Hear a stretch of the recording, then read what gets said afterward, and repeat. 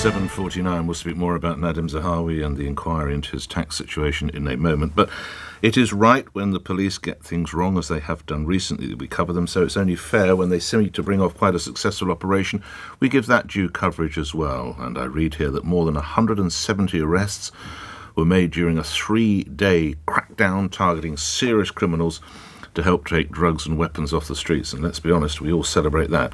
More details now from Conservative MP and Crime and Policing Minister Chris Philp, who joins me. What can you give us the tale of the tape here then, Minister? What has been achieved by the officers? Good Operation Pandila, I believe it's called. Good morning. Good morning, Nick. Well, we've been piloting an approach called Clear Hold Build, which is designed to target organised criminal gangs who blight so many communities with drug dealing and often violent crimes.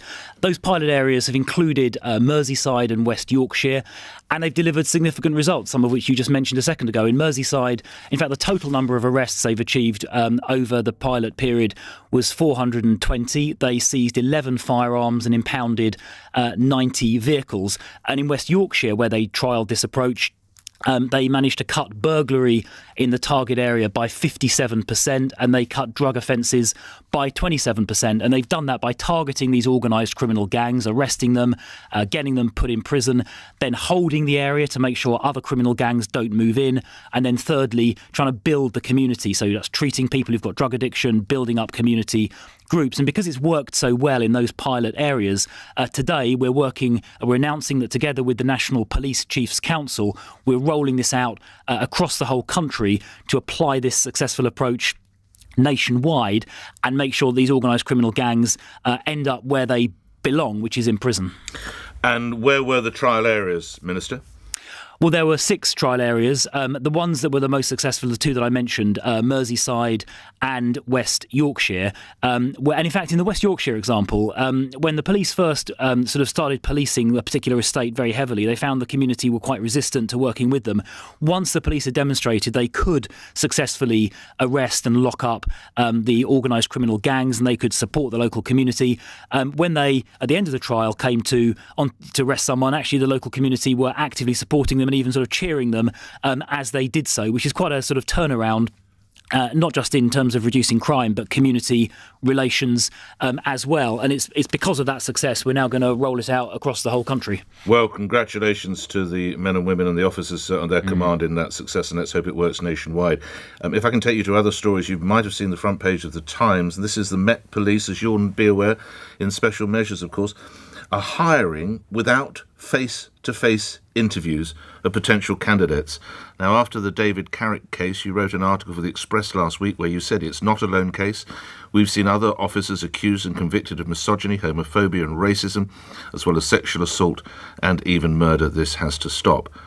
You can't be happy with the Met hiring people without face-to-face interviews, Minister.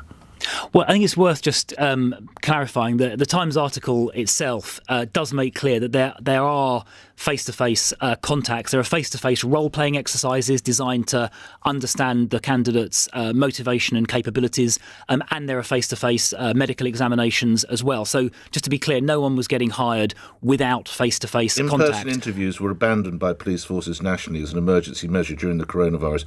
Most have brought them back, except for the Met, is what the Times says. That's right. That's right. And my view as police minister is they should bring them back as quickly as possible. And my understanding is that is precisely what they're going to do. Well, they've said they'll reintroduce the face-to-face element later this year. Yeah, well, they should do that as soon as possible. But we do need to be clear with your listeners that there were face-to-face role-playing exercises and there were face-to-face medical examinations as well. On the wider question of vetting, I mean, yes, you're right. There are significant issues with vetting. That was laid out in an inspector's report a couple of months ago, and we've seen those 2 appalling cases, Wayne Couzens and then Carrick, last week. And in response to that, we've asked the College of Policing to bring forward new vetting guidelines, which they're going to be doing by next month. All 43 of the inspectors' recommendations on vetting are being implemented. We're conducting a review of police dismissals. So this is basically making sure that if a chief constable encounters an officer who's committing misconduct or is not performing properly, they can be more easily removed. So that whole range of work will make, I think, standards in policing higher and will stop this sort of thing happening again. I mean, as policing minister, you'll be aware how many police forces in the country are under special measures, won't you? I believe it's 6, isn't it? It is 6, absolutely right. And in most of those, or some of those, if the chief constable or the commissioner seeks to dismiss an officer, in some cases they can be reinstated. You'll be aware in the Met, Sir Mark Rowley, the commissioner, has enormous concerns about this because he can say, I want Police Constable Ferrari out, and I get reinstated. That can't be right, Minister. Yeah. So, in fact, when I was first appointed about 3 months ago, I had a conversation with the Commissioner, Mark Rowley, on my very first day in post. And he raised that concern with me in our very first phone call. And that's why then in my first or second week, I asked officials in the Home Office to initiate work on this review that will affect it, which I mean, obviously, I don't want to prejudge the results, but the objective is to allow chief constables like Commissioner Rowley, but other chief constables as well, to be better able to remove people who they think should not be serving in their police force. So I took action on that within a couple of weeks of being appointed. We announced it publicly last week, and the work has now started. So we are on that. OK. This question should really probably be addressed to the Home Secretary, but I have to get a word from you because of your position. The story of the asylum seeker who was found guilty of murdering a Royal Marine had previously killed 2 people before conning his way into this country by posing as a child. He was 21. He posed as 14 and managed to con the border force. Again, not quite your brief, but you are policing minister. What can you tell my listeners to reassure them this won't happen again, or you'll do your best endeavours to ensure it doesn't happen again? Yeah, well, it is a terrible case, and I discussed it with the Immigration Minister last night in anticipation that the question may come up. This really illustrates, I think, this case that you've just laid out illustrates why we need reform, legal reform. And as the Prime Minister said, I think before Christmas, we are going to be introduced, or the Home Office will be introducing an illegal immigration bill to get a lot tougher on people who enter the country illegally, where they enter the country from a safe place. This gentleman, I believe, crossed over from France on a ferry. France is a safe country. There is no need to illegally enter the United Kingdom from France to claim asylum. You can perfectly safely do so in France. And as you say, he posed as a 14-year-old and I think together with his immigration lawyers strung out the process for years before it was finally discovered that he was an adult. And in fact, he'd been in a school, I think, in the meantime, which also demonstrates why we need to have much more robust, tougher age assessment methods, including scientific. Minister, what would those age assessment methods be? So at the moment, age assessments are done by essentially a social worker interviewer. What we need to introduce, I believe, are scientific age assessment methods. There are a variety used in other European countries, including X-rays of certain bones like the wrist. There are various more innovative, modern scientific physical age assessment techniques as well.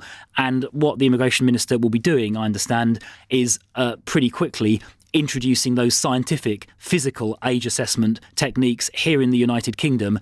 I think other European countries use them. We need to use them as well. And this case is a very, very powerful illustration of why we need to do that. OK, last couple of questions. I wonder if I can just run you through some of the background of some of your senior colleagues. We have a Prime Minister who's received his second fixed penalty notice in 9 months, the first when he was Chancellor. This is, of course, for not wearing his seatbelt. A Deputy Prime Minister who's being investigated for multiple allegations of bullying. The Chairman of the party being investigated over his tax affairs.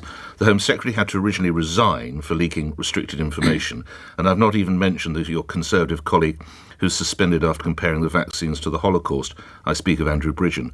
What does that speak of the Conservative Party today? Well, I think you've seen Rishi Sunak as the new Prime Minister acting decisively when serious questions have arisen about colleagues. You've mentioned two of the examples. Last Wednesday, and then further. That's right, he did. And then further information came into the public domain over the weekend, I think some of which was voluntarily disclosed by Nadeem Zahawi himself. And when that information came out into the public domain over the weekend, within 24 or 48 hours, the Prime Minister referred the matter to the independent investigator into ethics to make sure we properly get to the bottom of this. So we've got a Prime Minister here who has said very clearly Ethics and integrity in public life matter a lot to him. And when questions have arisen about his colleagues, and you've mentioned 2 examples, he's quickly and decisively appointed an independent investigator, which is what the public would expect to happen. Does this speak to integrity and accountability to you, Minister? Well, I think the fact the Prime Minister, in both those cases, has rapidly appointed an independent investigator shows that he is serious about dealing with this issue. So, yes, it does. Which is more embarrassing, do you think? A former Prime Minister and leader of the party who needs to use the chairman of the BBC as a financial fixer, or a former Chancellor of the Exchequer who can't get his tax sums right? Which is more embarrassing to you personally? Well, look, as I say, they're being looked at by different people. The first example is being looked at by William Shawcross in the context of the appointments process, and the independent investigator is looking at the second. So they are being properly investigated. That's the right thing to do. That will maintain public confidence. In the meantime, what I'm doing is concentrating on hiring 20,000 extra police officers. So by March of this year, we'll have more police officers than we've ever had in our country's history. The Chancellor's, working hard on making sure. The PwC last week found the UK was the 3rd best place in the world to invest, behind only the US and China. So we're concentrating on working on these important issues which are critical to the future of the country. That's our priority. Lastly, reminding the listeners that you once served as Minister for London, can I put the ULEZ plans for later this year to you? And it's now been discovered that tradespeople could face yearly bills of more than £3,000 under Mayor Khan's planned ULEZ expansion, mostly due to a lack of compliant vans for sale and people putting up the prices of such vans. Again, as a former Minister for London, isn't there a real danger people are going to be forced out of business if there's no delay or review of ULEZ? Minister? Yeah, I completely agree. I think I represent an outer London constituency, Croydon South, and I think what Sadiq Khan has done with this ULEZ is absolutely shocking. He appears to have fiddled the consultation, thrown away a load of answers he didn't like the sound of. He's ignored the opinion of Londoners. I collected a petition in Croydon South, 5,000 people opposed to it. This is the worst possible time to be, with a cost of living crisis across the Western world, to be slapping people, often on lower incomes, because it's the older cars that are going to get charged for. So people on lower incomes are going to have those older vehicles, slapping them with up to, I think it's £3,000 or £4,000 a year in charges just for driving around is completely unacceptable. It's the wrong time to do it. I know there are valid concerns with air quality, but there are other things you can do to address that. For example, instead of spending all the money putting up these cameras to try and catch people, spend the money on improving the electric car charging infrastructure so more people are able to make the choice to use electric cars. That would help London's air without penalising people on low income. So I totally oppose what Sadiq Khan has done. He's ignoring Londoners. This is completely the wrong time to do it. And a number of Conservative London boroughs, including Croydon, I think, are looking at legally challenging what he's doing. Some Conservative London boroughs are saying they're going to refuse to put up the cameras, and I completely support those Conservative London boroughs in doing that. Grateful for your time. Croydon South MP and Crime and Policing Minister Chris Philp appearing here on LBC. 2 minutes after 8 News is next.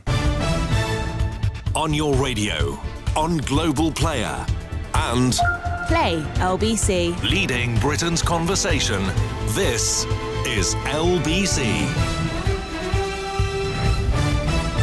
From Global's newsroom at 8 o'clock, a report has revealed probation failings that left